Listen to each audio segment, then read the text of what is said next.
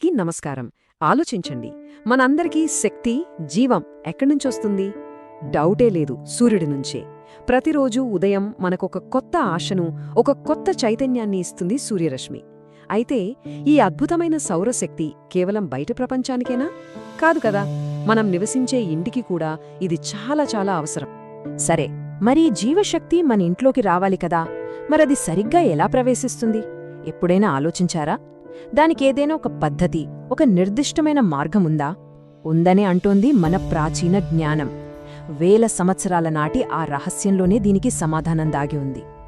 ఆ రహస్యమేంటో ఇప్పుడు చూద్దాం. అదే వాస్తుశాస్త్రం. మన జీవితంలోకి సూర్యుడి శక్తిని ఎలా ఆహ్వానించాలి, ఆ జీవశక్తిని మన శ్రేయస్సు కోసం ఎలా ఉపయోగించుకోవాలో వాస్తుశాస్త్రం చాలా స్పష్టంగా వివరిస్తోంది.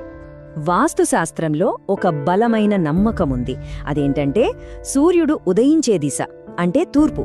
అది మన ఇంటికి కేవలం వెలుతుర్నిచ్చే కిటికీ కాదు, అది ప్రాణశక్తిని, ఆరోగ్యాన్ని, కీర్తి ప్రతిష్టలను తీసుకువచ్చే ఒక ప్రధాన ద్వారం లాంటిదన్నమాట. సింపుల్గా చెప్పాలంటే, ఇంటికి పాజిటివ్ ఎనర్జీ వచ్చే మెయిన్ గేట్ అది. అయితే ఇక్కడే ఒక చిన్న ట్విస్ట్ ఉంది. వాస్తుశాస్త్రం చెప్పే తూర్పు అంటే మనం రోజూ చూసే సూర్యుడు అటు ఉదయిస్తున్నాడు కదా, అదే తూర్పు అనుకునే సాధారణ తూర్పు కాదు. దానికి ఒక స్పెసిఫిక్, చాలా ఖచ్చితమైన నిర్వచనం ఉంది. దాన్నే ట్రూ ఈస్ట్ లేదా ఖచ్చితమైన తూర్పు అని పిలుస్తారు. అసలింతకీ ఏంటి ట్రూ ఈస్ట్? చాలా సింపుల్. ఒక కంపాస్ తీసుకుంటే దానిలో సరిగ్గా 90 డిగ్రీల దగ్గర ఉండే పాయింటే ట్రూ ఈస్ట్. ఇది భూమి యొక్క అయస్కాంత క్షేత్రంతో ముడిపడి ఉన్న ఒక స్థిరమైన యాక్సిస్ అన్నమాట. మన ఇల్లు గనక ఈ ఖచ్చితమైన దిశకు అలైన్ అయిందంటే, ఇక సూర్యుడి నుంచి వచ్చే శక్తి ప్రభావం మామూలుగా ఉండదు, చాలా పవర్ఫుల్గా ఉంటుంది. ఈ రెండింటి మధ్య తేడా ఏంటో ఇంకాస్త క్లియర్గా చూద్దాం. మనం సాధారణ తూర్పు అనుకునేది ఏంటి? సూర్యుడు ఉదయించే దిక్కు. కాని గమనిస్తే అది కాలాలను బట్టి, అంటే ఉత్తరాయణం, దక్షిణాయనంలో కొద్దిగా ఉత్తరానికో దక్షిణానికో జరుగుతూ ఉంటుంది. కానీ ట్రూ ఈస్ట్ అలా కాదు, అది ఎప్పటికీ మారదు. ఒకే ఒక్క పాయింట్, ఒక స్థిరమైన 90 డిగ్రీల యాక్సిస్. ఈ చిన్న తేడాను అర్థం చేసుకోవడమే ఇక్కడ చాలా ముఖ్యం. ఓకే, అంతా బాగానే ఉంది. కానీ ఈ ట్రూ ఈస్ట్కి ఇంత ప్రాధాన్యత ఎందుకు ఇవ్వాలి? ఒకవేళ మన ఇల్లు ఈ దిశకు తగ్గట్టుగా ఉంటే మన జీవితంపై దాని ప్రభావం ఎలా ఉంటుంది? అసలు ఏం జరుగుతోంది? ఆ వివరాల్లోకి వెళ్దాం. ట్రూ ఈస్ట్తో ఇల్లు ఎలైన్ అవ్వడం వల్ల ముఖ్యంగా 3 అద్భుతమైన ప్రయోజనాలు కలుగుతాయట. ఫస్ట్ అండ్ ఫార్మోస్ట్, ఆరోగ్యం. ఉదయాన్నే మన ఇంట్లోకొచ్చే ఆ లేత సూర్యకిరణాలు సహజమైన విటమిన్ డీనిస్తాయి. మానసికంగా, శారీరకంగా రోజంతా మనల్ని ఫ్రెష్గా ఉంచుతాయి. ఇక రెండవది, కీర్తి, గౌరవం. ఎందుకంటే తూర్పు దిక్కుకు అధిపతి ఇంద్రుడు. దీనివల్ల సమాజంలో మంచి పేరు, మన వృత్తిలో ఎదుగుదల ఉంటాయి. ఫైనల్గా మూడవది, కుటుంబ శ్రేయస్సు. ఇది వంశాభివృద్ధికి, రాబోయే తరాల ఎదుగుదలకు బాగా సపోర్ట్ చేస్తుందన్నమాట. సరే, ఈ ట్రూ ఈస్ట్ సూత్రాన్ని మన ఇంట్లో ఎలా అమలు చేయాలి? దీనికి అత్యంత కీలకమైన ప్రదేశం ఏదో తెలుసా? మన ఇంటి సింహద్వారం. ఎందుకంటే ఆ పాజిటివ్ ఎనర్జీ అంతా లోపలికొచ్చేది ఆ మెయిన్ డోర్ నుంచే కదా. దీనికోసం వాస్తుశాస్త్రంలో ఒక సింపుల్ టెక్నిక్ ఉంది. అదే 9 భాగాల నియమం. ఇది చాలా ఈజీ. ముందుగా మీ ఇంటి తూర్పు గోడను తీసుకోండి.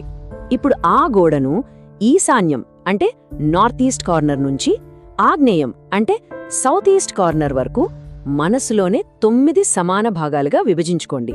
చేశారా? రైట్. ఇప్పుడు ఈ 9 భాగాల్లో మన మెయిన్ డోర్ ఎక్కడ పెట్టాలో చూద్దాం. ఈ చార్ట్ చూస్తే మనకు చాలా క్లియర్గా అర్థమవుతుంది. మనం ఈశాన్యం నుంచి లెక్కపెట్టినప్పుడు 3వ, 4వ మరియు 5వ భాగాలు, వీటిని మహేంద్ర లేదా సూర్యస్థానాలు అంటారు. ఇవి సింహద్వారానికి బెస్ట్ ప్లేస్మెంట్ అన్నమాట, అత్యంత శుభప్రదం. అదే మొదటి 2 భాగాల్లో, అంటే బాగా ఈశాన్యం మూలకు, లేదా 6 నుంచి 9 భాగాల్లో, అంటే ఆగ్నేయం వైపు ద్వారం పెట్టడం అస్సలు మంచిది కాదు. దీనివల్ల అనారోగ్య సమస్యలు లేదా అగ్నికి సంబంధించిన ప్రమాదాలు జరిగే అవకాశముందని వాస్తు నిపుణులు హెచ్చరిస్తారు. ఇప్పుడు చాలా మందికి ఒక డౌట్ వస్తుంది. అయ్యో, మా ఇంటి ద్వారం సరైన స్థానంలో లేదే, మరిప్పుడెలా? ఇల్లు పడగొట్టలేం కదా అని కంగారు పడాల్సిన పనే లేదు. అదృష్టవశాత్తు వాస్తుశాస్త్రంలో ఇలాంటి దోషాలకు కూడా కొన్ని సింపుల్ రెమెడీస్, అంటే పరిష్కారాలున్నాయి. ఇప్పుడు కొన్ని ప్రాక్టికల్ టిప్స్ చూద్దాం. ఫస్ట్ ఆప్షన్, వీలైతే గనక మెయిన్ డోర్ని సరైన 3వ లేదా 4వ భాగంలోకి మార్చడం బెస్ట్. ఒకవేళ అది సాధ్యం కాకపోతే కనీసం మన ఇంటి కాంపౌండ్ గేటునైనా తూర్పు ఈశాన్యం వైపు ఉండేలా చూసుకోవాలి. ఇంకో సింపుల్ రెమెడీ ఏంటంటే మెయిన్ డోర్ పైన సూర్య భగవానుడి ప్రతిమ లేదా చిత్రాన్ని పెట్టడం. అలాగే మన సంప్రదాయం ప్రకారం గుమ్మానికి పసుపు కుంకుమ పెట్టి పైన స్వస్తిక్ గుర్తు ఉంచడం కూడా నెగటివ్ ఎనర్జీని తగ్గిస్తుంది. అన్నింటికన్నా ముఖ్యంగా ద్వారానికెదురుగా ఎలాంటి అడ్డంకులు అంటే కరెంట్ స్తంభాలు పెద్ద చెట్లు లాంటివి లేకుండా చూసుకోవాలి. ఈ నియమాలు కేవలం సింహద్వారానికే పరిమితం కాదు. తూర్పు దిక్కుకు సంబంధించి మరికొన్ని విషయాలు కూడా గుర్తుంచుకోవాలి. తూర్పువైపు గోడకు వీలైనంత పెద్ద కిటికీలుండాలి. ఎందుకంటే ఆ పాజిటివ్ ఎనర్జీ ఫ్రీగా లోపలికి రావాలి కదా. అలాగే ఆ తూర్పు భాగంలో బరువైన ఫర్నిచర్, బీరువాలు లేదా మెట్లు లాంటివి అస్సలు పెట్టకూడదు.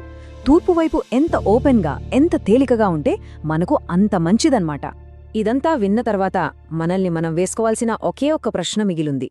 ప్రకృతి మనకు ఉచితంగా అందిస్తున్న ఈ అద్భుతమైన విశ్వశక్తిని అందుకునేలా మన ఇల్లు ఉందా? మన నివాసం ఈ కాస్మిక్ ఎనర్జీతో నిజంగా కనెక్ట్ అయిందా? ఒక్కసారి ఆలోచించండి.